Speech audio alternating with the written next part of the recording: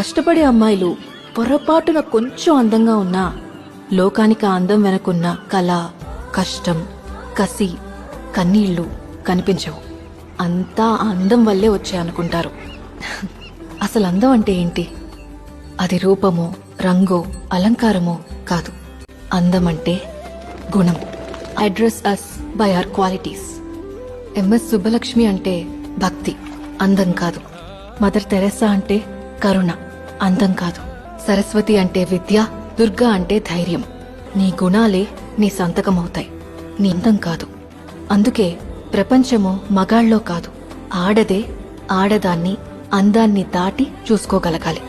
అలా అందాన్ని దాటి చూస్తే ఆడదానిలో ఒక సముద్రమే కనపడుతుంది. గుణాలతో నిండిన ఒక దేవతే దర్శనమిస్తుంది. So seek for the goddess in you. Goddess in you.